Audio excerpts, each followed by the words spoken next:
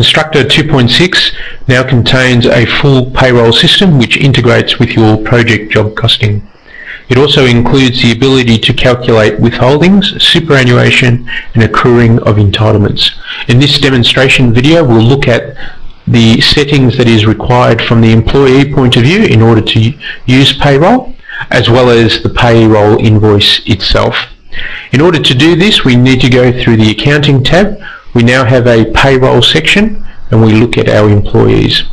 All of our employees are listed here, and these can have individual settings for each of their own requirements.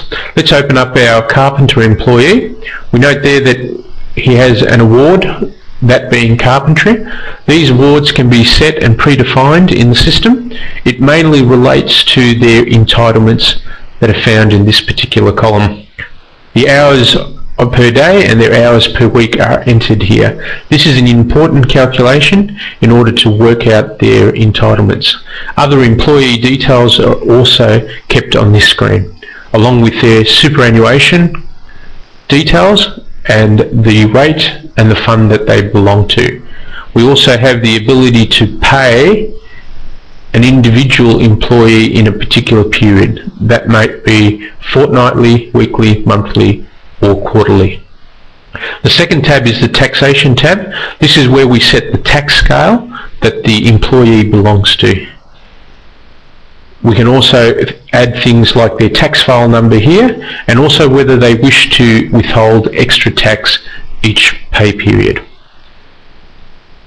Let's have a look at the payroll invoice itself. It's also found through accounting, payroll, this time the invoices tab. We're going to create a new payroll invoice for our carpenter.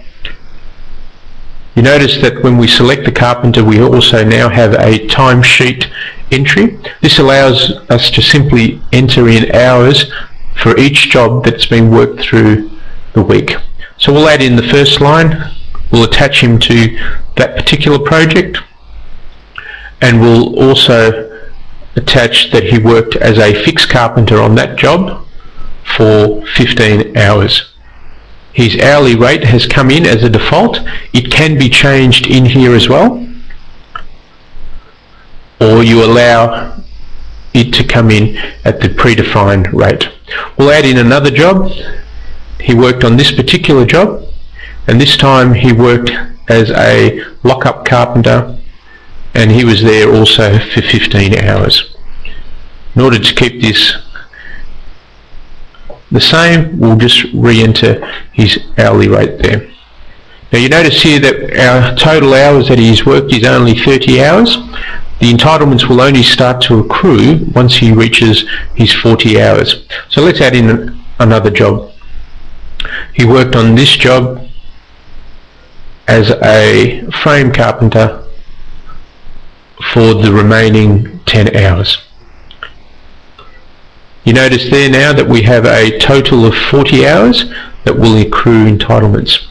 Other things can be added here as well, things like daily travel allowance.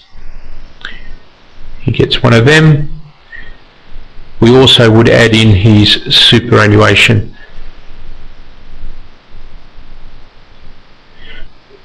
That timesheet is now been entered and we are able to invoice that. So by hitting the invoice, we note there that it is performed all of the lines that we require. More importantly, things like the tax is being automatically calculated, set by the tax scales that they belong. At the bottom of the invoice we also have a payslip information, so we can work out how it is calculating perhaps the super, taxable income, and whether there's any allowances. We also have a tax calculator by hitting the tax button here, where we can actually see how the calculation to achieve the result has been performed.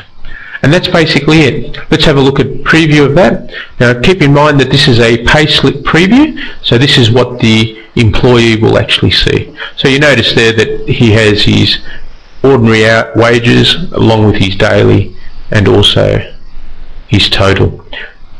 The payslip also includes the entitlements that he's accrued for that period and contains a year to date. That is our payslip functionality in Constructor.